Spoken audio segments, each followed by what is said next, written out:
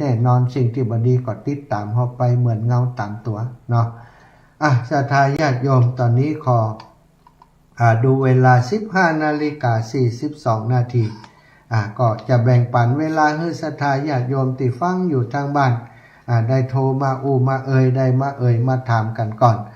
ชั่วโมงต่อไปก็จะจากันถึงเรื่องศรัทธาญาติโยมที่มาช่วยการช่วยงานและให้หอมบุญมามีไผ่พ่องตีหอมมาไผ่พ่องตีหอมศรัทธา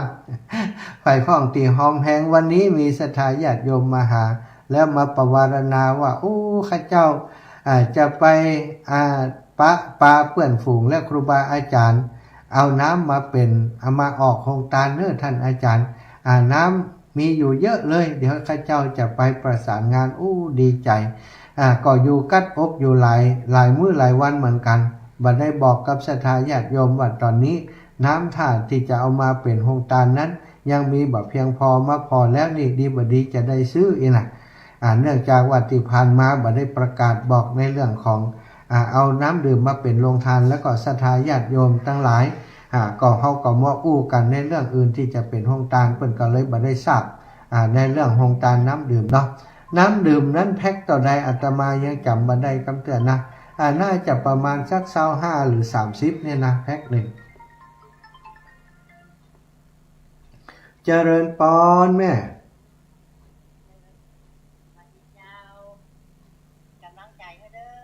เจ้าแม่ข้าจรปินใจล่า39หมู่7บ้านเนี่ยอย่างก็กับข้าวอย่างเก้าแรงกะเจ้าทำกับข้าวโดยฟังโดยนะดีแล้วเป็นกำลังใจให้เด้อสาธุบุญกับแม่เด้อเจ้าอยู่บ้านทุ่งปงเรียนกันอย่างก็แม่ไม่ใช่หรอห้วยเรียนห้วยละห้วยปูห้วยเรียนห้วยละห้วยปูเนาะติดกันไปเนาะมันแบบนี้หนักบ้านนะวันน่าจะเดินทุดงไปทางพุ่นกันก่อนมาเดียวไปถึงบ้านตุ่งตุนแม่ติวแล้วเดินจากท่านไปก็ไปทางพุ่นนะแม่นก็ไกลทางท่านมาน่ะจ้าทางมาทางชัดเจ้าแม่ทางชัดเขาบ้านดอนไกลละวันนั้นจะไปหาเด้อบ้านแม่เนี่ยมันจะเข้าที่อำเภอเจ้าสาธุจำได้เขาเคยไปเจ้าเคยบ้านเด็กไม่เหมือนแล้วไปอันตัวเขาไปสมัยเมื่อเขาไปจอมเบ็ดเนี่ยเขาเป็นเบ็ดอ่างเจ้าสาธุแม่เจริญปอนแม่มะลิวันพิเคราะห์งานไหวสาเจ้าแม่มะลิวันน่ะอยู่รายการหนึ่งจ้ะเจ้าแม่ท่านอาจารย์เมตตาอันส่งเวลามาคือว่าอันบ่ายนี้จัดรายการแต่กำเนิดอีน่ะแม่ไปบ้านโจ๊กมาเนี่ยแม่มาฟังแล้วออกแหมแล้วล่ะท่านอาจารย์เพิ่นฮู้ว่ามีงานตั้งเพศเพื่อจะได้ประชาสัมพันธ์งานอย่างตัวกันไหมครับอยู่ไหนอยู่วัดบรรพตสถิตอีแม่จะได้มากว่าจ้าก็ได้ไปนะมาแน่บอกให้ลูกสาวมาเด้อลูกสาวอยู่หิมกันนี่มันยังอยู่เพราะว่าอันแม่โทรไปละเขาก็ยุ่งเดี๋ยวนี้นะเจ้าอีแม่เจ้าท่านนี้กับท่านได้ไปผมก็จะเอาทำมันนี่มันตรงนี้สาธุบุญทักษะแม่เด้อว้าวสาธุเจ้าอีแม่พี่น้องปุณณสถานนี่อยู่บ้านอยู่อำเภอแม่อายมันไอ้ยังไปเปิดวิทยุยังไงนี่ฮะอันนี้ปิดเลยละนี่โอ้โหระเบียบปิดหนีเลยเวลาสายติดแล้วต้องติดโทรศัพท์ให้กาตัวหันเล่นฟังวิทยุวับนี่ศรัทธาญาติโยม0808844173เด้อ0808844173ถ้าโทรเข้ารายการนักศรัทธาถ้าเป็นคนใหม่เนาะแนะนำว่าถ้าโทรเข้ารายการนี้อีแม่จะต้องปิดวิทยุเสียก่อนถ้าตั้งเพศติดแล้วอีแม่ก็ฮับเลยฮัลโหลกันเลยเฮาไปหนัวฟังวิทยุหันเฮาก็ไม่ได้กันนะตั้งเพศกับท่าตั้งพุ่นก็ดับปิ้ง เจริญปอนแม่แก้วบ้านน้ำโทโทนาบุตรเนี่ยเป็นสะพานบุญนั่นเนอะสะพานบุญอันใหญ่ก็อันน้อยอันน้อยอันเนี่ยอันหยังเป็นจะเอาหยังแม่อำไพทวีสืบแม่อำไพทวีสืบเอาอะไรบ้านน้ำทองทวีสืบเอาหยังทำบุญ4 อย่างทำบุญ4 อย่างเต่าได้ยังละครอบครัวเจ้าพร้อมครอบครัวเจ้า500 บาท500 บาทโอเคเก่งนี่หาเยอะอีแม่วันผูกทั้งพูดมิติบิณฑบาตก่อนเจ้าวันผูกจะไปบิณฑบาตอยากใส่บาตรก็อยากมิติไหนที่บ้านน้ำทองไงถ้าอยากใส่บาตรก็จะไปนะมากี่โมงเจ้าถ้าไปกับไปบิณเจ้านะกะบิณฑบาตเลี้ยงงานคนงานเจ้าเบิดอย่าได้บอกเขาเนอะตกลงจะไปทั้งพูนเนอะไปทั้งพูนจะสดไปแถวบ้านนั้นทับมากกว่าไปหาอีแม่ตัวให้แม่เย็นเจ้าแม่สาธุแม่เจ้าสาธุจะไปเอวหาวอีแม่เขาได้ไปบินทบาทเปิ่นทั้งพูนสักแต่เจริญปอนแม่อุ้ยอินวันสาเจ้าอารมณ์ดีแม่ฟังอยู่เนอะแม่อุ้ยฟังอยู่เนอะน้ำเพิงน้ำผู้ไอดีโอเนอะทำการบันดาไปหายแซฟนะน้ำเพิงบาบุตรเด็กะโง่นะเหมือนกับสาลิกาลิ้นทองน้ำเพิงลังบุตรกะน้ำเพิงจ้าจะขมแล้วนะดีน้ำเพิงถ้าขมนี่เป็นยานะน้ำเพิงขมแล้วเนาะมันเป็นยาแก้อะไรหรอสัตว์ตู้เจ้าโยมแม่สักวันหนึ่งเนาะสักวันหนึ่งไหนว่าจะมาลำปางแล้วจะมาแวะกันเนอะวันถูกแล้วก่อนรถเพิ่นจะมาแวะเฮือกะต้องแวะกันแวะมาตี 5นะอีแม่ถ้าเขาแวะกันลงงาน4 แยกเขาจะไปฮับแล้วเขาอยู่ไปส่งแวะกันนะแป๊บเดียวกะบัดเสียเวลาถึง30 นาทีอีกอะเนอะถ้าเป็นโชเฟอร์คนเดียวเนี่ยลงกับอันนี้คนอื่นเนี่ยยากเพราะมันเสียงอะแล้วแต่สาธุคงมีสักวันเจริญพรแม่ยายพรมาสการเจ้าอีแม่อยู่หน้าบ้านนี่ตังเนี่ยอยู่หน้าบ้านไม่อยู่ไว้ไหนบ้างอยู่หน้าบ้านรุ่นกาสาธุเนี่ยอย่างหน้าบ้านเนี่ยก็พอหัวลูกเกิดพอเขาอย่างเดี๋ยวระวังเขาบุ๊บนะสาธุแม่ยายพรขอบคุณกำลังใจเนอะนั่งฟังนะอันนี้เป็นนี่ค่ะเจ้าอีแม่ว่าได้แฮมหลบฉันได้วางโลเจริญปอนเนอะเอาศรัทธาญาติโยม1551เนาะแทนคุณพระเครื่องตุ๊ปี้ถ้าจัดรายการเสร็จอันนี้มีรายการทักทายมาแม่เพนสีจะโทรหาตุ๊ปี้2 ชั่วโมงนั่นล่ะเนอะโทรจัดรายการเสร็จประมาณ17 นาฬิกาเนาะก็โทรมาเนาะขอบคุณศรัทธาญาติโยมที่ฟังทางไลฟ์สดนะหลายท่านหลายคนติดตามทางไลฟ์สดเนี่ยไลฟ์สดก็ฟังดูแลเข้ามาฟังกันแม่นางอ้วนแม่นางอ้วนทาเกิดนี่ไลฟ์ฟังทาง Facebook นี่แม่พองศรีแก้วฟั่นนะแม่นางอ้วนแม่ศรีธรเปรมจิตแม่พิษสมัยแม่สิรินทิพย์แม่ทิพย์บรรแรงแม่จีรพันธ์โมปอทุกท่านทุกคนที่ฟังอยู่ขออนุโมทนาบุญขอบคุณเนอะแม่ยายอ้วนฉันกำแพงนี่สาธุอีแม่สาธุฉันกำแพงไปเอาวัดตุลุงแดงก่อนไป มันได้ไปเจ้าไก่อยู่ วันที่21จะไปวัดตุลุงแดงอีกไหมเปิ่นมีอัน เจ้าในวางประเทศอยู่นะ พุทธพิเศษกะที่อันพระเจ้าพระประธานในวิหารของเปิ่นพุทธพิเศษวันที่21โอ้ม่วนไกลแม่ไปก็มันได้ไปเจ้าอ๋อได้ฟังอยู่เนาะฟังอยู่วิทยุวัดฝ่ายหินเพิ่นออกการวันค่ำกะแม่เจ้าโอ้ดีละเนาะกิจกรรมสำคัญนี่แม่เจ้าขอบคุณนี่แม่นะเจ้าเป็นกำลังใจให้แม่เจ้าเป็นกำลังใจให้แม่เหมือนกันตามท่านตลอดน่ะโอ้ดีเอกะได้กำลังใจอีกก็มีแฮงทำงานเนาะแม่เนาะเจ้าขอบคุณอีแม่ขอบคุณนักๆติดตามโอ้สาธุติดตามตลอดเนาะเจริญปอนโยมแม่เจริญปอนแม่ปราณีห้วยฮีมาหาแม่ว่าจะถามว่าสมมติแม่จะเอาน้ำไปก็ว่าจะซื้อเป็นเอาเป็นสตางค์เอาน้ำมาดีกว่าเอาน้ำไปแหละน่ะกระจายกันไปเฮาซื้อจากร้านค้านั่นร้านค้านี่เพิ่นจะได้อันนี้ตัวเฮาถ้าเฮาไปเหมาสร้างมาเพิ่นได้บุญด้วยเฮาเองเพิ่นได้นี่ด้วยเฮาร้านค้าเพิ่นจะได้กระตุ้นเศรษฐกิจเนาะคนนั้นได้น้อยคนนี้ได้น้อยอีก ถ้าเหมาเป็นตีก็ได้เจ้าเดียวนี่แม่เจ้าขอบคุณแม่นะเจ้าเอามาหลายๆได้เด้อเลี้ยงน้ำได้เป็นเศรษฐีเ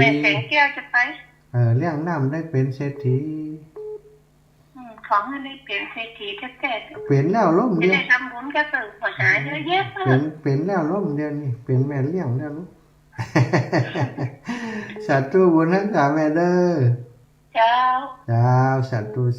เอาเจริญปอนแม่จันทร์ศรีสุขามโทรมาตึ้มเป็นน้ำแล้วแหละรายการมันก็ได้น้อยเดียวฮะที่ถ้าโยมมันดับไปก็จบรายการแล้วล่ะโอ้ไปจบอย่างน่ะไผปิดของเฮานี่ไผไปปิดนี่ฮะที่มันดับไปมันเดียวมาหรือยัง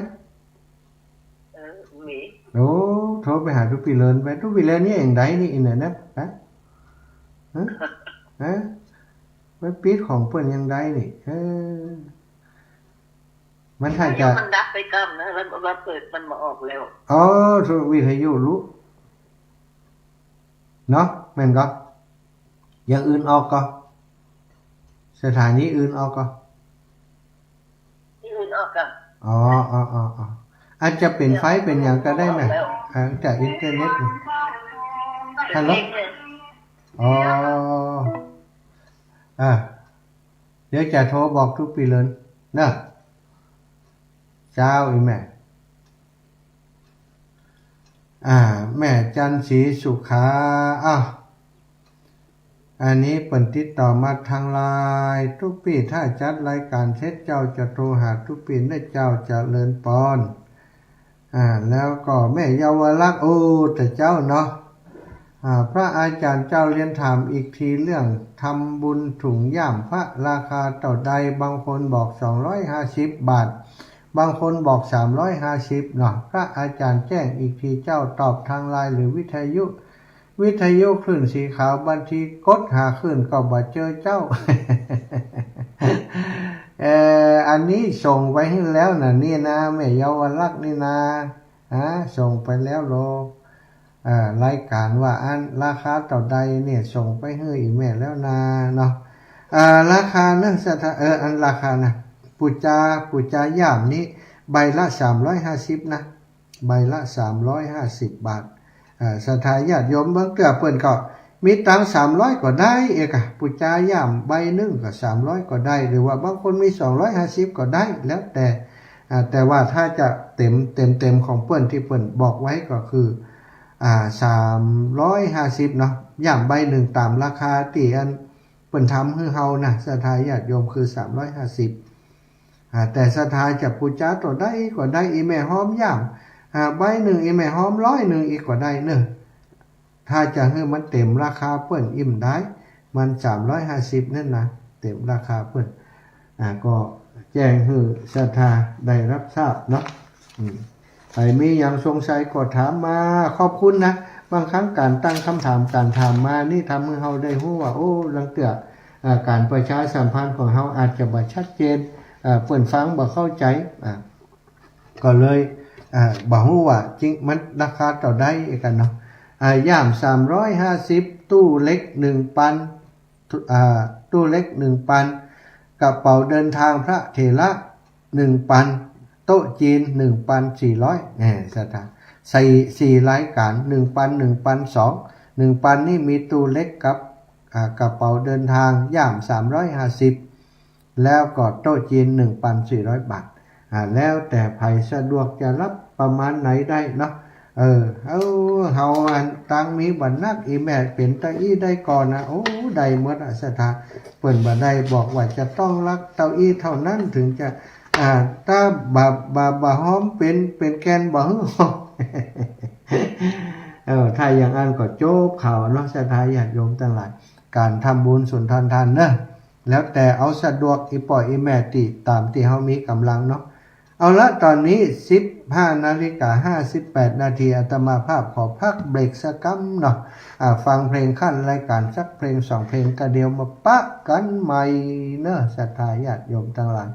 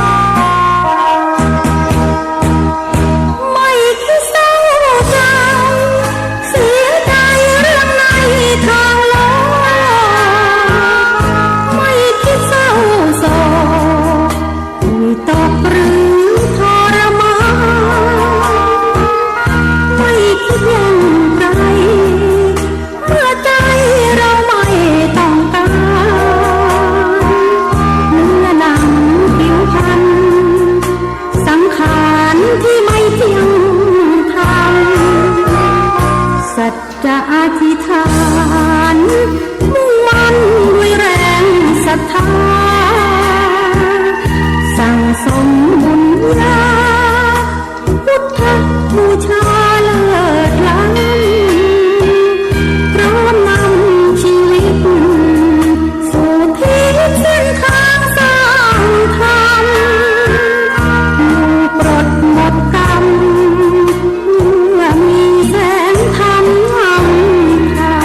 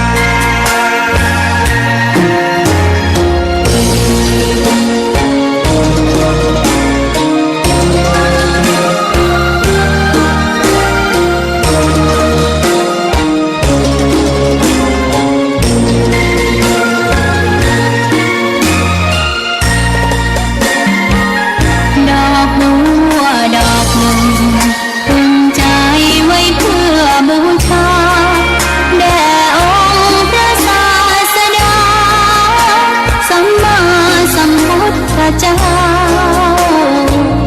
มีความงามเงียบไม่เปรียบเทียบเขาเทียบเราใครมองไม่งามช่างเขาแต่เจ้าก็คือดอกบัวด้วยความสัตย์ซื่อยึดถือความดีเป็นหลักใครรักไม่รักก็ไม่จงปลักมองมองเมื่อโผล่พ้นน้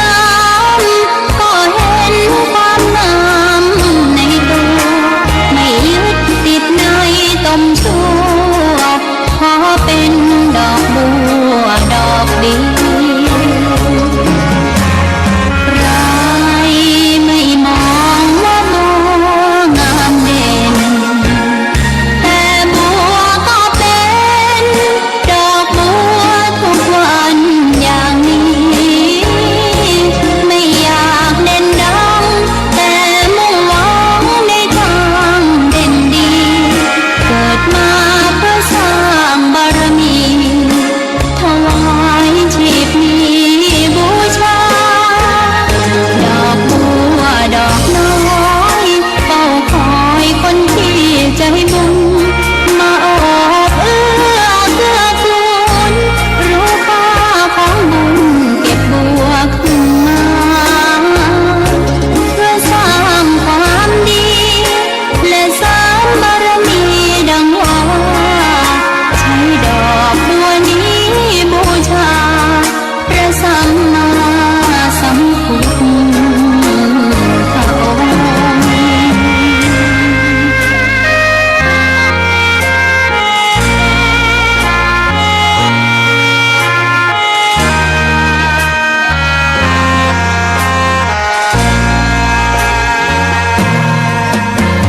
ใครไม่มองว่าบัวงามเด่นแต่บัวก็เป็นดอกบัวทุกวันอย่างนี้ไม่อยากเด่นดังแต่มุ่งหวังในทางเด่นดีเกิดมาเพื่อสร้างบารมีถวายชีพนี้บูชาดอกบัวดอกน้อยเฝ้าคอยคนที่ใจบุญมาโอบเอื้อเกื้อกูลรู้ค่าของบุญเก็บบัวขึ้นมาเพื่อสร้างความดีและสร้างบารมีดังว่าใช้ดอกบัวนี้บูชาพระสัมมาสัมพุทธพระองค์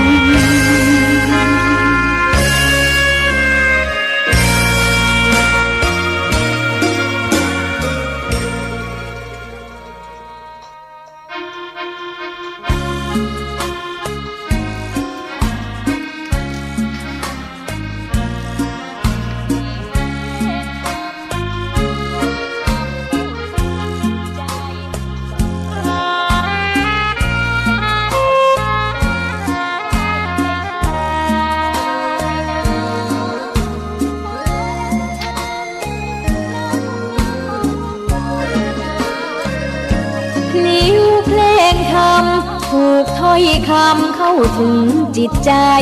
ฟังรายการวิทยุเสียงใสส่งถึงใจไปสู่จากใจส่งถึงบ้านไกลบ้านไกลฟังได้สุขใจล้ำยามดึกดื่นค่ำคืนมีงานต้องทำเป็นคืนสารธรรมเน้นย้ำธรรมะเพื่อนใจเสียงคืนธรรมบอกหลักธรรมให้คลายความเหงาฟังเสียงธรรมะเบาเบาบอกเล่าถึงคนบ้านไกลสื่อธรรมะบอกลดละละวางด้วยใจสื่อไปถึงสวงในเข้าใจหลักธรรมหลักดีลิ้วเพลงธรรมถูกสัมพันธ์จิตใจร่าเริงฟังสาระธรรมะบันเทิงรื่นเริงในชีวิตยามวันว่างเดินทางไปเยี่ยมสถานีนัดพบกันน้องพี่วันนี้วันดีวันเสาร์สวดมนต์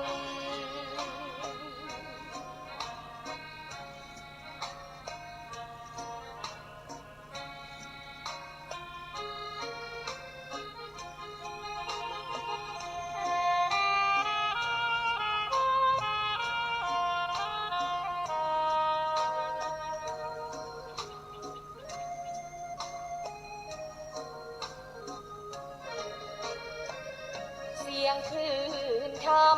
บอกหลักธรรมให้คลายความเหงาฟังเสียงธรรมะเบาเบาบอกเล่าถึงคนบ้านไกลสื่อธรรมะบอกลดละละวางด้วยใจสื่อไปถึงสวงในเข้าใจหลักธรรมหลักดีเจริญพรแม่ฮัลโหลแม่ครับแล้วครับแล้วครับแล้วเจ้าแม่ครับแล้ว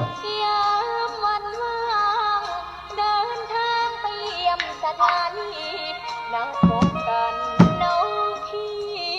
วันนี้วันดีวันเสาร์สวดมนต์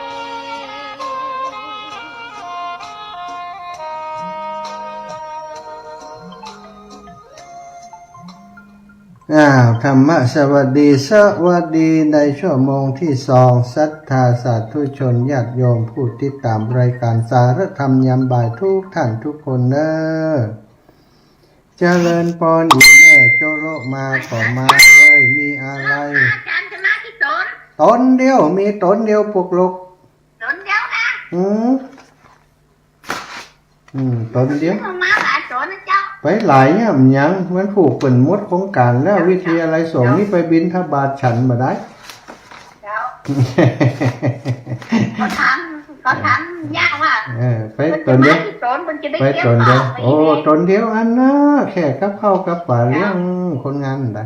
สัตว์ตัวแม่จ้าอ้าวศรัทธาญาติโยมอีป่ออีแม่ตั้งหลายจบชั่วโมงแรกไปก็พูดจากันเรื่องการฮือตานเนาะการฮือตานคนที่ฮือตานห้ามคนอื่นคนที่บ่ฮือตานแล้วก็ไปห้ามคนอื่นบ่ฮือตานหรือว่าพาดพิงลักษณะที่ว่าฮือตานกับคนอื่นบ่ได้บุญฮือตานกับเฮานี่ได้บุญนักบุญหลายเนี่ยฮือตานกับสัตว์บ่ได้บุญฮือตานกับคนเท่านั้นถึงจะได้บุญเนี่ยอันนี้ถือว่าเป็นสิ่งที่บ่ถูกต้องเป็นสิ่งที่บ่ควรทำเพราะเหมือนกับว่าเป็นการปิดประตูสวรรค์ของคนอื่นแล้วก็เปิดประตูนรกสำหรับเฮาปิดประตูสวรรค์คนอื่นแทนที่เพิ่นจะได้บุญได้กุศลซะทะก็บ่ได้สักคำเปิดประตูนรกสำหรับตัวเก่าคนที่ห้ามคนอื่นทำบุญสุนทรทานนั้นศรัทธาญาติโยมมักจะเป็นคนที่ถ้าเกิดไปพบ ใหม่จัดใหม่จะเป็นคนที่อาภัพอับโชคไปปอโลกมากด้วยแหมเอกะเนาะ บัดดีทำไม่ควรทำพระพุทธเจ้ามีคนเข้าใจผิดพระองค์ได้พาดพิงพระองค์ว่าโอ้พระองค์สอนว่าสาวกคนทั้งหลายควรจะทำบุญกับพระองค์และสาวกเท่านั้นถึงจะได้บุญได้อานิสงส์ได้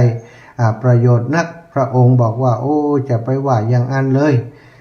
เฮาจะว่าอย่างอันใดอย่างใดเพราะว่าการห้ามคนอื่นให้ทานนี่มีโทษถึง3ประการด้วยกันโทษต่อคนฮื้อโทษต่อคนฮับและโทษต่อตนเองเฮาฮู้อย่างอีเฮาจะไปอู้อย่างอันใดอย่างใดจะไปว่าอย่างอันใดอย่างใดเฮาสรรเสริญแม้แต่คนที่ทิ้งน้ำเอาน้ำเทลงไปในโคลนตมโคลนสิ่งโสโครกทั้งหลายโดยหวังเพื่อจะให้สัตว์ที่อยู่ในนั้นเจริญเติบโตมีชีวิตต่อไปใดยังเป็นบุญเป็นกุศลเฮาจะไปห้ามคนอื่นบ่ให้ทำบุญได้อย่างใดเฮามีแต่จะส่งเสริมให้คนนั้นสนใจการทำบุญสุนทรทานการให้ทานและก็พยายามส่งเสริมให้คนทั้งหลายเนี่ยช่วยเหลือกันเป็นสะพานบุญให้กันและกันบอกบุญเวลามีบุญใหญ่บุญหลวงต้องบอกบุญให้กับคนอื่นเพื่อเขาจะได้ร่วมบุญเพราะสิ่งเหล่านี้มีประโยชน์แก่คนบอกบุญก็เป็นสะพานบุญนั้นจะได้เป็นผู้ที่มีมั่งมีสีทรัพย์สินเงินคำแล้วยังบอกพอจะเป็นผู้บริบูรณ์ไปด้วยญาติสนิทมิตรสหายหรือว่าที่เรียกว่าบริวาร นั่นเองและเป็นผู้ที่มีความแน่วแน่สู่สุคติหรือว่าโลกสวรรค์นั่นเองพระอินทร์ศรัทธาญาติโยมสร้างประโยชน์มากมายตลอดถึงทำบุญทำให้ทานตลอดชีวิตของเปิ่นสุดท้ายถึงได้เกิดเป็นพระอินทร์อยู่ในสวรรค์นี่ ชั่วโมงที่2นี้เนาะก็จะขอในเรื่องของคนเฮาจะมีความสุขใดก็ต้องมีความอดทนศรัทธาขันติหิตะสุขาวหาความอดทนนำความสุขมาให้ศรัทธาอีปล่อยอีแมททั้งหลายเฮาจะหันว่าคนสมัยนี้ใจร้อนบ่ค่อยมีความอดทนไปที่ไหนก็จะบ่นจะมีปัญหาเนาะบางคนนี่ไปหาหมอไปโรงพยาบาลไปจมโรงพยาบาลบางคนทำหน้าบึ้งหน้าตึงใส่คุณหมอใส่พยาบาลบ่ได้คิวของข้าเจ้าจะได้สักเตื้อบัดตาเจ้าแล้วมาตั้งแต่ตี3ตี4มาตั้งแต่6 โมงแล้ว ยังบ่ได้ตั้มวันเดียวมีคิวแล้วบ่ได้จ่าห้องเนี่ยหมอพยาบาลก็บอกว่าโอ้คนไข้บัดเดี๋ยวนี้ถึงคิวติดต่อเต่าอีแล้วรอชะกรรมกะบัดเดี๋ยวนี้คุณหมอคนเดียวเพิ่นก็ตรวจคนนั้นคนนี้ไหนจะนู่นจะนี่อดทนรอกำเนิดบางคนบอกอดทนรอโอ้บ่ไปแล้วอีก็ตายแล้วก็อีน่ะศรัทธาญาติโยมบางคนก็งุดงิดใส่พยาบาลงุดงิดใส่คุณหมอพยาบาลก็งุดงิดบ่ม่วนบ่สบายใจเวลาปฏิบัติหน้าที่เพราะว่าคนปัจจุบันนี้มีความอดทนน้อยเนาะรอบ่ค่อยได้เจริญปอนดีแล้วยังมันบ่ออกเลยบ่ออกเลยดับปิ้งนั่นก็ที่อื่นออกอยู่นะไม่ใช่ว่าเป็นแต่ว่าที่วิทยุแม่ก็แต่ถ้าที่อื่นออกนี่บ่น่าจะใจวิทยุนะน่าจะเป็นที่สถานีก็ว่าสถานีก่ายเสียงทุเจ้าลำปางต้องครับมันน่ะบอกฮู้ครับว่ามันแม่ให้ฟังอยู่มันไม่ฟังสงสัยเพิ่นจะก่ายเสียงลำปางจังมันเนาะถามทุกปีเลยนะไอ้แม่มีทุกปีเลยนะเมื่อเธอท่านอาจารย์จำเริญนะจำเริญ10,000นะไปบัดโทรหานี้อาจารย์จำเริญทุกปีวันใหม่ท่านอาจารย์วันใหม่เช็คอาจารย์จำเริญให้หน่อยทุกปีวันใหม่เนาะถามทุกปีวันใหม่เนี่ยก็ใช้ญาติโยมบางครั้งบางทีสัญญาณมันหลุดไปกลางจากอินเทอร์เน็ตกาไฟฟ้ากาเนาะอาจารย์ช่วยเช็คอาจารย์เจริญเพิ่นพี่น้องเมืองฝางเพิ่นว่าสถานีรับกาอยู่ว่ะครับ ครับผมอาจารย์เช็คทุกปีเลินกันเหรอ ฮะ ทุกปีเลินเมืองฝางเช็คสถานีคือกำไฟดับก็ว่ายังได้พี่น้องเมืองฝางเพิ่นโทรมาหาผมทิ้งๆนี่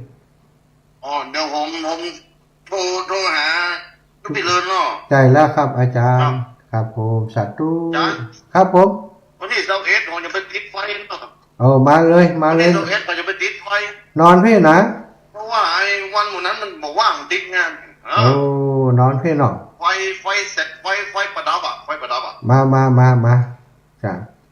21นะครับ ผม ติดนี่ครับ ครับได้เลยครับอาจารย์ครับ วันผูกวันหึง เดี๋ยวผมจะเช็คเพิ่มครับผมอาจารย์ครับ ครับผมครับ ท่านอาจารย์โทรมาแล้วเหรอ ยังไม่ถึงเวลาเจ้านารอแป๊บหนึ่งนะจะถ่ายญาติโยมนะอาตมาขออนุญาตแป๊บหนึ่งเดี๋ยวเป็นช่วงที่ท้ายๆชั่วโมงก็โทรมาเนอะถ้าเขาต่างคนต่างโทรมาต่างคนต่างโทรมามันจะบันไดสนทนาอย่างกันซักกรรมเอกเนาะครับแต่โทรศัพท์เดี๋ยวเพิ่นก็จะจมแม่มะสถายปล่อยแม่ตั้งหลายชั่วโมงที่2นี้ก็จะนำธรรมะมาแบ่งปันก็คือเรื่องของความอดทนปัจจุบันนี้คนเฮาต่อมอดทนมันน้อยนะสถาญาติโยมไปแอวการแอวงานย่ำตีนกันก็ตีกันก็ฆ่ากันเนี่ยศรัทธาญาติโยมจะได้ยินข่าวอยู่เป็นประจำแม้กระทั่งขับรถออกจากบ้านจากจองไปทำงานไปเฉี่ยวกันชักเล็กชักน้อยหรือว่าตัดหน้ากันเล็กๆน้อยๆก็เดือดร้อนกันลงไปบุ๊บไปตีเอาไปเอามาแทนที่จะไปทำงานใดก็เอาไปอยู่กันข้างกันอยู่ที่โรงพักไปเหี้ยต่างคนต่างเสียสตังค์กับเจ้าหน้าที่ทะเลาะวิวาทกันในที่สาธารณะเรื่องราวอย่างอีกเกิดขึ้นเสมอสถานบางพ่องบางคนอยู่บ้านใกล้เรือนเคียงกันบ่อดทนต่อสิ่งที่มันมากระทบเนาะอาจจะกระทบกระทั่งกันนิดหน่อยแต่ว่าบ่ยอมแต่ละคนก็บ่ยอมอภัยกันถือเป็นเรื่องใหญ่ไปเหี้ยบางคนอยู่บ้านไกลชิดติดเคียงกันแล้วกันแต่สถาญาติโยมพิษพองมองใจกันทะเลาะเบาะแว้งกันทุบตีกันทำร้ายเข้าของกันมีข้อพิพาทเอาไปเอามาต่างคนต่างอยู่บ่ม่วนแบบนี้ก็มีซึ่งเกิดจากบางเรื่องบางทีนี่ก็เป็นเรื่องที่เฮาบ่อดทนเรื่องขี้หมูล่าขี้หมาแห้งไก่เข้าไปในสวนไก่บ้านเปิ่นเข้าที่สวนตัวบุ๊บไก่เปิ่นมีปัญหาบุ๊บไก่เขาให้มะไก่เข้ามาคบไก่เอาไปเอามาคนพิษกันเรื่องชัดก็มีแต่ถ้าแต่ละคนมีความอดทนมีความยับยั้งชั่งใจเอาเหตุเอาผลเอาความเข้าใจเข้าเป็นที่ตั้งเข้าไปเปิ่นเข้าใจตัวมันเกิดขึ้นแล้วคนเป็นเจ้าของไก่ก็ดีคนเป็นเจ้าของหมาก็ดีถ้อยทีถ้อยอาศัยกันก็สามารถจะแก้ปัญหาได้ถ้าบ่มีความอดทนหมามึงคบไก่กูไก่มึงเข้าสวนกูสถานมันก็จะเป็นปัญหาเนาะทุกวันนี้ปัญหาลักษณะความวิวาทบาดหมางกันจากการทะเลาะเบาะแว้งการนี้มีเกิดขึ้นเป็นประจำเนาะจากเรื่องเล็กๆกลายเป็นเรื่องใหญ่โตไปถึงกับเอาชีวิตกันก็มีเพราะว่ามีความขัดแย้งและเขามีความอดทนในการแก้ปัญหาตะกี้ถึงคนตีไปหาหมอเนาะส่วนใหญ่นะอาตมาเคยหันเขาโพสต์ลงในFacebook สื่อโซเชียลต่างๆเวลาไปติดต่องานราชการก็ดีไปติดต่อเกี่ยวกับการรักษาพยาบาลก็ดีก็จะบ่นหมอบ่นพยาบาลบ่นโรงพยาบาลว่าบ่อำนวยความสะดวกบ่ดูแลคนไข้บ่หันความสำคัญของคนไข้ปล่อยให้คนไข้ไปรอแล้วรอแหมก็บ่ได้ตรวจสักเตือบางคนนี่เลื่อนนัดไปแหมก็มีซึ่งบางครั้งบางทีก็น่าเห็นใจเหมือนกันสำหรับคนไข้แต่ว่าบางทีถ้าเรามองลึกเข้าไปแหมก็จะต้องหันใจหมอหันใจพยาบาลทุกคนอยากจะดูแลเฮาหมดสถานแต่บางครั้งบางทีเนี่ยหมอพยาบาล ก็มีบันักและก็งานหมองานพยาบาลก็บ่ใช่งานเรื่องเดียวนะนอกจากจะต้องมาตรวจไข้คนไข้นอกแล้วก็ต้องดูแลคนไข้ในแหมคนไข้ตั้งในที่ไปนอนกันอยู่ในโรงพยาบาลก็ต้องหมอคนเดียวกันนะสถานบ่ใช่ว่าหมอตรวจก็อยู่ที่หนึ่งหมอที่รักษาตั้งในก็ที่หนึ่งคือหมอคนเดียวกันแล้วไปปอเกี่ยวกับเรื่องบริหารแหมเดี๋ยวมีประชุมนู่นนั่นนี่เจ้านายมาตรวจก้าอย่างก้ามีเรื่องที่จะต้องตัดสินใจจะต้องทำเยอะแยะไปหมดอาตมามีญาติโยมที่เป็นคุณหมอเพิ่นมาเล่าให้ฟังว่างานวันหนึ่งเนี่ยโอ้ท่านอาจารย์ใครมีใครบ่อยากมีความเครียดนี่จะไปเป็นหมอเนื้อครับว่าอาชีพหมอเป็นอาชีพที่เครียดที่สุดอาจารย์คนหนึ่งจะเอาอย่างหนึ่งคนหนึ่งจะเอาอย่างหนึ่งคนนี้จะเอาอย่างนี้คนนั้นจะเอาอย่างนั้นมีเจ้านายใหม่ก็เปลี่ยนระบบการบริหารใหม่ต้องแล้วก็ที่สำคัญก็คือเรื่องของคนไข้ก้าอย่างก้าส่วนใหญ่มาก็จะต้องอยากจะฮื้อรัดคิ้วอยากจะอย่างฮื้อและก็แต่ละคนก็สำคัญเหมือนกันหมดแล้วบางคนก็บอกป้อใจหมอป้อใจพยาบาลพูดจาบ่ไพเราะต่อคุณหมอบางครั้งก็ทำให้คุณหมอเครียดกลายเป็นว่าเพราะหมอเครียดหมอก็ไปลงที่คนไข้เหมือนกัน คนไข้คนนี้มาด่าคุณหมอคนไข้คนต่อไปบอกฮู้อินโนอินเนหมอก็ด่าคนไข้ไปก็มีเหมือนกันนะมันเครียดนะศรัทธาญาติโยมคนเฮาถ้าเฮายังเป็นผู้ชนอยู่นี่ความเครียดมันย่อมมีเสมอฉะนั้นนี่การอยู่ในสังคมเปิ้นบอกว่าต้องถ้อยทีต้อยอาศัยกันต้องมีความอดทนอดทนในทุกๆเรื่องที่มันเกิดขึ้นกับเฮานั่นนะอย่างสมมันมีอาตมาเคยเจอเนาะหรือว่าศรัทธาก็เจอเนี่ยแต่เฮาไปรออย่างสักอย่างเนี่ยเคยไปหันเนาะไปหันคนนึงไปอยู่ที่ก็ระหว่างที่ไปรอหมออีกนะเอาก่อนนั่งรอหมอเขาแล้วก็สังเกตคนนั้นมาถึงปุ๊บก็มานั่งรอเอาคิวอย่างแล้วไปนั่งรอหมอเอาหนังสือมาอ่านค่าเวลาขั้นเวลาไปอ่านหนังสือหนังหาไปสงบอยู่ในมุมหนึ่งแหมชักกรรมแหมคนนั้นเข้ามาหาหมอเหมือนกันเข้ามาปุ๊บก็เอาบัตรคิวแล้วก็ไปนั่งปุ๊บก็เหลียวไปเหลียวมายื้อพอหมอยื้อพอพยาบาลยื้อพอหันยื้อพอนี่แล้วก็ยกนาฬิกามาพอไปทางนอกพอไปหันไปนี่ล็อกแลกสถานเดี๋ยวก็ยกนาฬิกามาพอแหมเดี๋ยวก็ยกนาฬิกามาพอเดี๋ยวก็พอไปทางพ้นทางพี่หน้าตาลุกลี้ลุกลนมันคือดูแล้วโอ้สองคนหนึ่งอ่านหนังสือสงบแผ่มคนนี้ลุกลี้ลุกลนอยู่หันช่วงเวลาที่รอคุณหมอซักจำลำคนไข้คนนั้นออกไป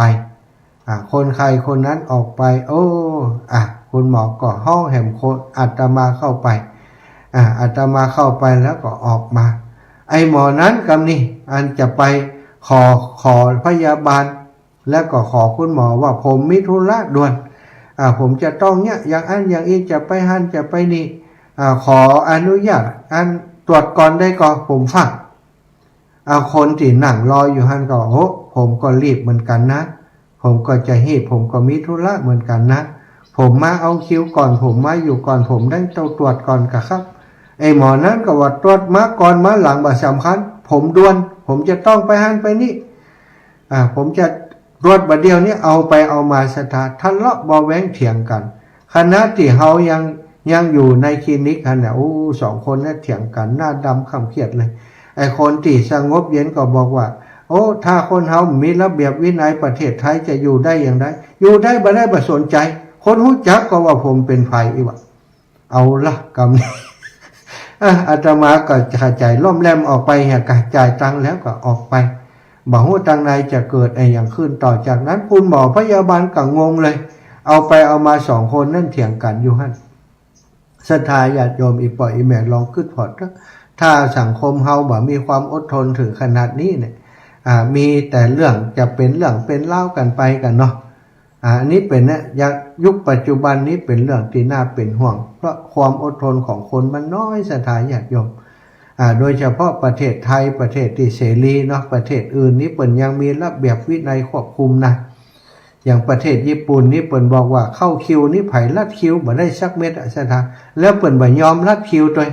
คนญี่ปุ่นเปิ่นจะเข้าคิวบอกว่าจะเป็นระดับผู้บริหารใหญ่โตอย่างก่อจ้างเตอะจะไปกินอาหารอย่างอีจะใจอภิสิทธิ์นี่บ่ได้ต้องเข้าคิวเรียงคิวเข้าแถวกันไปเพื่อจะเป็นการให้เกียรติเป็นระเบียบวินัยเป็นระเบียบเป็นวินัยต่างๆขออนุญาตแป๊บหนึ่งเด้อศรัทธาญาติโยมมีคนมาติดต่องานมีจะนับรอยยุสระพลังนี้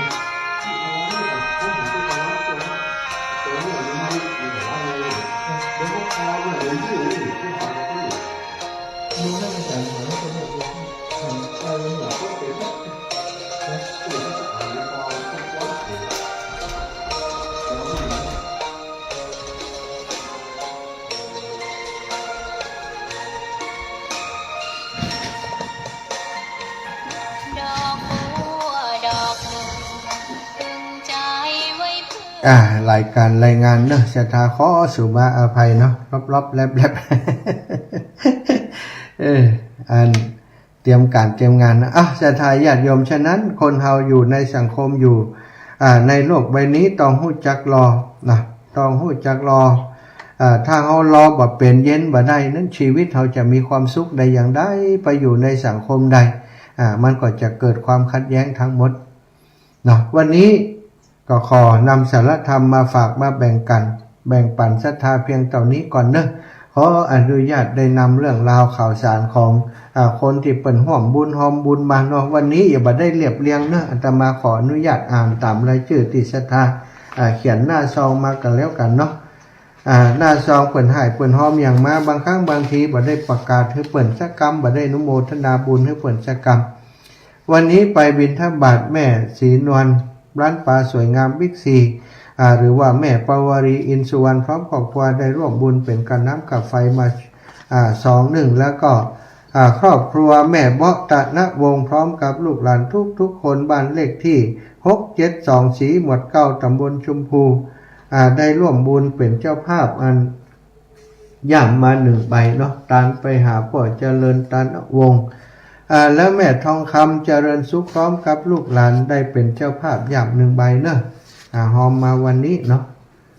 ประกาศให้เปิ่นเสียก่อนอันมันก็มันจะสังสมค้างอยู่เนี่ยศรัทธาญาติโยมแล้วก็แม่จิน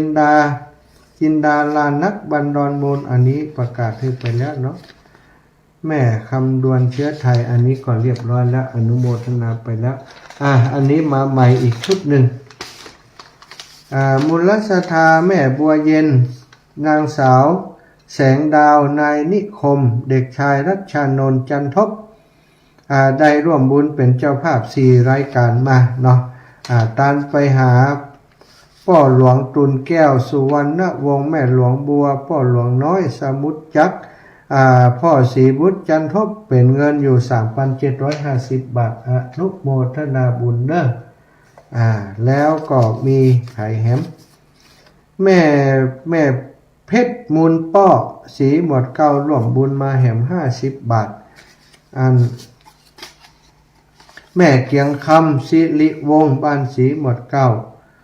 ได้ร่วมบุญมาแหม400 บาทนะอันนี้4รายการอุทิศให้ป่อแก้วแม่คำยองป่อหลวงโทแม่หลวงจันทร์ป่อมีสิริวงศ์อนุโมทนาบุญให้อีแม่เนอะแม่บานเย็นจันทบอุทิศไปหานายสุทินจันตะวงศ์ป่อหลวงน้อยแม่หลวงมูลแม่บานเย็นจันตะวงศ์อริยศรีป่อหลวงใจแม่หลวงศูนย์จันตะวงศ์ถุงย่าม1ใบ350 บาทร่วมทำบุญด้วยครอบครัวอรุณีประดาอินร่วมบุญมา100 บาทอนุโมทนาบุญให้กับอีแม่เนอะอันนี้ก็เป็นสถานะบุญที่ร่วมบุญมาวันนี้อันนี้แหมชุดหนึ่งแม่ฟองจันเขียวหนอเมืองเนาะบ้านดอยน้อยอันนี้วันก่อนเราแม่บอกแก้วเดียวนี่ประกาศไปแล้วเนาะบ้านนาจาราประกาศไปแล้วอนุโมทนาบุญกับศรัทธาญาติโยมแล้วก็วันนี้มีป่อ ปอน้อยปออันพี่น้องจากพะเยาเนอะพี่น้องจากพะเยาปออย่างก็เอาไว้นี่แล้ววินัยหายไปเห็นมั้งปอบริเกียนให้ไปมีญาติโยมมาจากพะเยาสถานญาติโยมเป็นมาช่วยงานด้วยเนาะมาช่วยดาขอบดาครัวมาช่วยปูตัวนอนมาช่วยปูตัวนอนมาช่วยปูตัวนอนมาช่วยแปลงซุ่มแปลงอย่างต่างๆเนาะลูกจากพะเยามาตะวาแล้วพอดีว่าจะอยู่หลายๆวันเกียมขอบเกียมครัวมาปดหมดแล้วแต่ปรากฏว่างานครอบครัวมีคนญาติข้างๆบ้านเพิ่นได้เสียชีวิตไปก็เลยว่าวันผูกมาเจ้าก็จะได้กลับแล้วอีนะ มาได้อยู่ด้วยกันยาวชะกรรมนะวันผูกก็จะได้กลับแล้วอีนะก็มาเป็นยักษ์เนาะคนอื่นวันพรุ่งนี้จะมีคนมาช่วยการช่วยงานแห่งหลายคนอยู่ก็จะมีพี่น้องจากบ้านดงสันเงินพี่น้องจากบ้านเวียงหนองล่องบ้านแม่พี่กุลวงแก้วบ้านจำได้แห่งหรอแม่พี่กุลวงแก้วบ้านแม่ยิ่งนะจะมาช่วยงานพี่น้องตั้งเมืองปานจะได้มาบอกฮู้นะวันพรุ่งนี้ก็หวังว่าจะได้มาวันเสาร์อาทิตย์เนาะทำมาช่วยการช่วยงานช่วยเพลช่วยพัดช่วยทำโน้นทำนี้ก็จะงานก็จะขยับไปตั้งนานเรื่อยๆตอนนี้ตังศาลาที่ช่วยการทำซุ้มสถาก็ได้ซุ้มหลายซุ้มแล้วเนาะกำลังประกอบโครงสร้างแล้วก็จะเอาไปติดตั้งประกอบเสร็จแล้วก็จะติดตั้งเร็วๆนี้ละติดตั้งเรียบร้อยมันก็จะได้ประดับประดาถ้าบัดติดตั้งกำเตื่อมันจะประดับประดาอย่างก็จะลำบากอยู่เนาะอาตมาก็มีงานหลายงานที่เป็นหน้างานที่อิดอัดอยู่พอมันจะวางให้ไผได้คำได้เดี๋ยวนี้ประกอบส่วนของโครงหลังคาแล้วก็จะทำส่วนของเป็นเรียกว่าเป็นเหมือนกับอันหลังคามันเนาะประกอบอันฐานเสาซุ้มแล้วก็คานแล้วก็จะเป็นตัวโครงหลังคาโครงหลังคาเข้าไปใส่ลายจุดเหมือนกันจะประดับจะประดาจะตกแต่งอันนี้เรื่องของงานที่จะมีขึ้นในวันที่28ธันวาที่วัดบรรพตสถิตสถานหลายคนที่เข้ามาฟังใหม่ก็เป็นมีงานอะไรอย่างก็สำคัญอย่างได้อีนะก็งานเป็นงานของฉลองตำแหน่งของเจ้าคณะอำเภอวังเหนือท่านอาจารย์พระมหานพดลสุวรรณเมธีสมภารเจ้าอาวาสวัดบรรพตสถิตเป็นเจ้าคณะอำเภอวังเหนือและก็เป็นผอ.วิทยาลัยสงฆ์นครลำปางได้รับการแต่งตั้งเมื่อปีก่อนปู้และตั้งแต่ประมาณมีนาเมษาพุทธศักราชแต่บ่มีช่วงเวลาที่จะจัดงานก็ได้เลิกเบิกฟ้าในวันที่27-28นี้จะทำพิธีตอนนี้ก็ปรากันมาเตรียมงานจัดสถานที่เนาะที่วัดบรรพตสถิตเป็นวัดป่าสถาวัดอยู่ในป่าที่วัดที่สถานญาติโยมค่อนข้างจะห่างเนาะบ่เหมือนกับวัดที่อยู่ในหมู่บ้านชุมชนที่มีศรัทธาแวดล้อมแล้วก็มีศรัทธาญาติโยมเป็นหมวดเป็นหมู่ดูแลวัดว่าแต่ที่นี่นั้นต้องอาศัยจากญาติโยมจากหลายที่หลายแห่งมาช่วยกันเขตบริการของวัดกุจะไปบิณฑบาตบ้านสันติภาพบ้านธนวันบ้านศรีพูนทรัพย์เนาะแล้วก็บ้านหมู่ที่7ก็คือบ้านไร่แผ่นดินทองบ้านไร่แผ่นดินทองเพิ่นก็มีท่านผู้ใหญ่ท่านผู้นำต่างๆก็มาช่วยอยู่แล้วตอนนี้ส่วนที่มีเพิ่มเติมที่จะต้องเตรียมก็เป็นสถานที่เกี่ยวกับการปูตัวนอนอย่างต่างๆเนาะถ้าบอกปูตัวนอนจุดที่จะตั้งโรงทานเนี่ยท่านอาจารย์เพิ่นกลัวว่ามันจะบ่เรียบร้อยมันจะบ่สวยงามก็เลยได้เร่งปูตัวนอนก็ได้ศาลาได้คนมาช่วยมาจากตังเมืองปานพุทธสถานมาจ้างเปิ่นมาช่วยเนี่ยช่วยทำตอนนี้ก็เร่งทำกันอยู่หวังว่าใกล้งานมามันจะเสร็จสิ้นตันถ้าเสร็จสิ้นตันเพียวพัดกวาดแล้วก็จะได้ตั้งซุ้มสำหรับเป็นโรงทานเป็นจุดไปได้เรียบร้อยตอนนี้มีศรัทธาญาติโยมเปิ่นมาช่วยแปล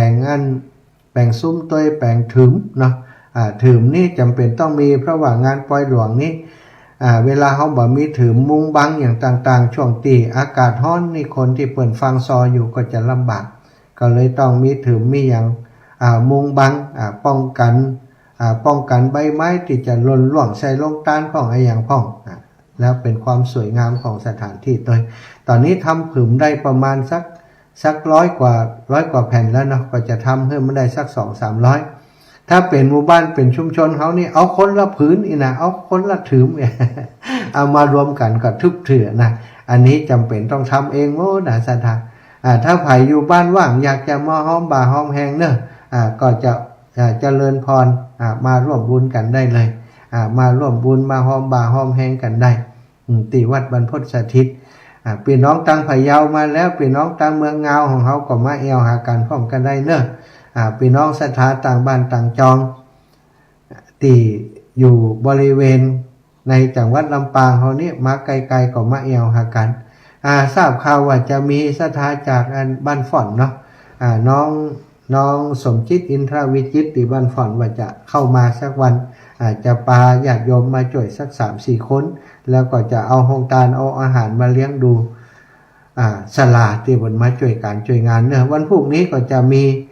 ญาติโยมเอาอาหารมาเลี้ยงดูสลาที่บนมาทำงานเหมือนกันโยมแม่น้อยอินยาศรีบรรดงสันเงินเนาะพร้อมแม่พี่กุลวงแก้วก็จะพากันมา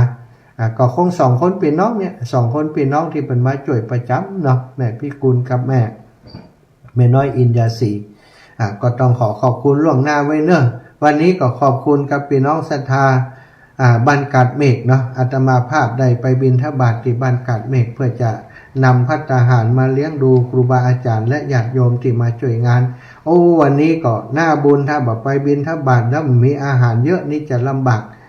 เพราะว่ามีคนมาช่วยงานนักศรัทธาพี่น้องอยากสีหมดเก้าโดยพี่น้องจากบ้านอันนี้โดยพี่น้องจากสีหมดเก้าแล้วก็พี่น้องจากบ้านสันติภาพมาร่วม45 คนถึง2 หมู่บ้านนี่นะที่เพิ่นมาช่วยนี่ก็พอดีว่าได้ไปบิณฑบาตมีกับข้าวกับป่าพอจะเลี้ยงดูแลเปิ้นแล้วก็ยังมีศรัทธาญาติโยมแม่สุขคำปั่นแล้วเนาะพร้อมกับครอบครัวเปิ้นได้เอาผักกาดแล้วก็แม่อยากติ่งแม่สุขคำปั่นแล้วนี่เอาผักขี้หูดแล้วแม่อยากติ่งนี่เอาผักกาดมาถวายก็คงจะได้ใจสำหรับตอนค่ำตอนแลง คือหมู่ศาลาเขาได้เอาปรุงอาหารประกอบอาหารอนุโมทนาบุญกับโยมแม่เนอะแล้วก็ศรัทธาญาติโยมทั้งหลายที่ไปใส่บาตรที่บ้านกาดเมฆแต่เจ้าตัวเนาะที่ได้ไปปะกันที่บ้านกาดเมฆแต่เจ้าส่วนวันพรุ่งนี้นะก็จะไปบิณฑบาตที่บ้านน้ำท่งเนอะศรัทธาญาติโยมไปตนเดียวไปรูปเดียวนะศรัทธาญาติโยมตลาดน้ำท่งก็จะมีตลาดอยู่จุดหนึ่งเราก็จะไปบิณฑบาตที่ตลาดแล้วก็จะเลยไปแถวในหมู่บ้านน้ำท่งแล้วก็จะซดไปหาโยมแม่เขาตีบ้านทับหมักนะก็จะไปบิณฑบาตได้ข้าวสารได้ข้าวซุกมาก็จะได้เลี้ยงดูแลคนงานถ้าได้บอกปอก็จะไปเสาะซื้อแถวกาดตีบ้านน้ำท่งหันเนาะเพื่อจะมาดูแลคนงานแล้วเปิดจะมาร่วมช่วยงานกันในวันพรุ่งนี้วันที่20จริงๆแล้วมีงานที่เปิดนิมนต์ไปร่วมบุญแต่ว่าบ่ได้ไปศรัทธางานที่วิทยาลัยสงฆ์ก็จะไม่ได้ไปก็จะอยู่ประจำที่วัดบรรพตสถิตเนอะศรัทธาอีปล่อยอีแม่ไผจะมาเอวหาก็มากันได้เลยศรัทธานาบุญเท่าแก่อีปล่อยอีแม่ตั้งเชียงใหม่ตั้งเชียงไฮ้พะเยาแป้นน่านตลอดถึงพี่น้องเมืองฝั่งพี่น้องตังเสมิงเนาะพี่น้องทุกที่ทุกแห่งเนาะถ้ามีโอกาสมาตั้งลำปางในช่วงนี้ก็แวะมาแอวหากันก็ได้และที่สำคัญวันที่27-28ก็อยากจะเอิญเชิญชวนเจริญพรได้มาร่วมบุญร่วมกุศลเป็นกำลังใจให้ครูบาอาจารย์มุทิตาให้กับครูบาอาจารย์ผู้ที่ทำงานเผยแผ่พระศาสนาเป็นครูบาอาจารย์ที่เป็นเจ้าคณะปกครองระดับสูงของอำเภอวังเหนือและเป็นผู้อำนวยการวิทยาลัยสงฆ์นครลำปางตัวเนาะแล้วเปิ่นจะฉลองเสนาสนะอาคารศาลาการประเรียนของวัดบรรพตสถิตตัวและตานห้องน้ำตัววันที่27-28เนอะไผ ายจะร่วมบุญอย่างช่วยกันอาจจะเป็นห้องทานน้ำดื่มก็ได้เป็นห้องทานต่างๆข้าวนมกาก๋วยเตี๋ยวกาเนาะ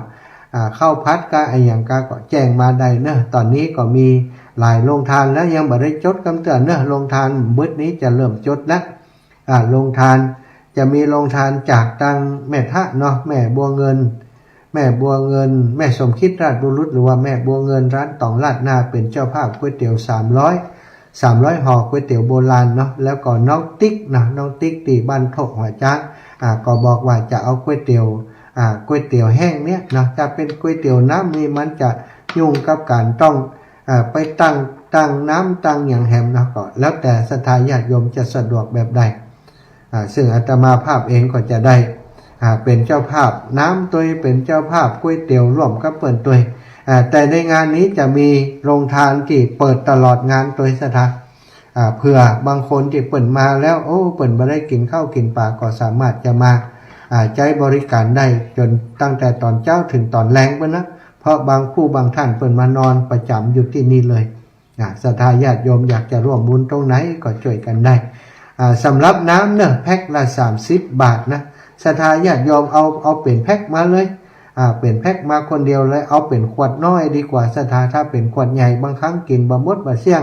มันเสียดายเนาะเอาเป็นขวดน้อยๆขนาด1 แก้วนี่อาตมาคิดว่าพอดีศรัทธาใครจะเอามาร่วมก็แจ้งมาเนอะอาตมาจะได้ทยอยประกาศให้ไปเรื่อยๆเอาละตอนนี้ก็จะเปิดโอกาสเปิดสายให้ศรัทธาญาติโยมได้โทรมาเนอะแต่กี่ค้างสายไว้หลายท่านหลายคนที่เพิ่นโทรมาแล้วบ่สามารถจะรับได้เพราะกำลังอยู่ในช่วงเข้ารายการตอนนี้เปิดสายแล้วอีปอยอีแม่โทรมาได้เลยเนอะ0808844173ตะกี้มีแม่อุ้ยบุญสว่างวันบ้านป่าลานตำบลสันทรายเนาะโทรมาได้เนอะท่านอาจารย์กฤษพุทธอุทยานเชียงใหม่ตะกี้นี่รับบ่ได้เพราะกำลังเข้ารายการตอนนี้เปิดสายแล้วยินดีที่จะรับสายทุกท่านเนอะใครจะโทรมาแจ้งผลการรับฟังก็ได้หรือว่าจะโทรมาร่วมบุญร่วมกุศลจะมาร่วมเป็นเจ้าภาพตู้เล็กก็ดีจะมาเป็นเจ้าภาพกระเป๋าเดินทางถวายพระมหาเถระหรือว่าจะมาเป็นเจ้าภาพโต๊ะจีนก็เจริญพรได้เจ้าภาพถุงย่ามก็เจริญพรได้เนอะเจริญพรโยมแม่นวลยอดคำปันไว้ก่อนเจ้าอีแม่เสียงรถทางให้เจ้าแม่อันนี้เนี่ยไปเล่นมาแม่ของไข่แล้วเนาะไปแม่ไปวันที่21แรงแม่แม่ก็จะไปนะที่21นะ21นอนพุ่นน่ะแม่22ก็กลับไปวันที่21มันแรงค่ำกะก็ไปถึงออกจากแม่มอบไปก็ตรงไปพุ่นเลยแม่แวะนี้ละตรงไปพุ่นเลยไปถึงค่ำอยู่ที่เนาะแม่เขาไว้ไปตอนแรงเหมือนกันนะเฮาก็ไปถึงพุ่นสักบ่าย 3 โมงนี่กันท่านนี่มาแม่จะเอาคตาหอมรวมทำบุญเลยเนอะเจ้าอีแม่ได้เลยเจ้าสาธุเจ้าเจริญพรแม่พิษสมัยเขื่อนคำแสนเจ้าไว้ตาเจ้าบ้านจานเจ้าเดี๋ยวแม่ซับบังโฮงหน่อยเจ้าเป็นหอมพัน200เจ้าแม่ซับบันฮองเปิ่นจะหอมอย่างใกล้แม่จะน่าจะปุกมนะบูมานอนแล้วเอาหอมเป็นโต๊ะจีนเอาเนาะมันจะง่ายได้เป็นห้องตาลโต๊ะจีนไปเลยถ้าจะได้ถ้าแม่บัวร้อยคนไปบอกแม่จะได้ไปเนาะไปตามไปอย่างใดหมู่นี้ต้องมากตะกี้แม่ยังก็แม่บอกเตียนกันต้องการจะโอนไม่ใช่แม่เนาะเป็นของแม่เนาะใช่แม่ยังก็ที่ว่าตะกี้แม่ซับเจ้าแม่ซับขันหน้าเจ้าแม่ซับน้ำสกุลยังโอ้แม่ออนของปฏิไปติดมาทำไมว่าอาจารย์เธอบ้านกันวันนั้นนะครับมาประจำบ้านโฮงผาลาดอีกอะบ้านโฮงขันหน้าเจ้าที่เนี่ยจ้ะตรงพวกเขาเนี่ยจ้ะห้องเลยมันควงเขาเนี่ยเจ้าห้องอย่างก็แม่ว่าจ้าเหรอแม่ซับปันโฮงปันล่าเจ้าปันล่า พันละ เนี่ยกะมันจะใจมันนั่งแม่นะเจ้า เจ้าอีแม่โอเคห้องมา200นะเจ้า 200เจ้า เจ้าแม่บัวร้อยสายเขียวนี่แม่อันพิษสมัยนี่เหรออีแม่หอมหยัง แม่ก็200แล้วจะหอมมันอย่าง ยังเดียวกันเนี่ยเนาะ เอาว่าจะไปเอาลงไหนเอาลงกัน เอาลงไหนแล้วแต่โจร ละ200แม่ไม่สมัยจะ200เด้อ เจ้าสาธุอีแม่ เจ้า แม่บัวร้อยสายเขียวเนี่ยมันแจ้งความประสงค์มาแต่ละ เจ้ายังเจ้า สาธุสาธุ ถ้ามาได้ไปจะได้แม่จะโอนไม่เยอะเลยเจ้า เจ้าอีแม่จ้าเอาว่าจะได้สาธุสาธุ เจ้า ได้มาก ได้มาเอาวัดเลยวัดขนาดเลย โอ้เดี๋ยวเอาไปตัดที่หุ่นตัดเลย จริงๆวัดขนาดนี้ได้เข้างั้นนี่ครับตัวข้าวนี่ให้ใจให้อยู่ได้ถ้าสามารถใช้ถ้าขายได้ชื่อเขา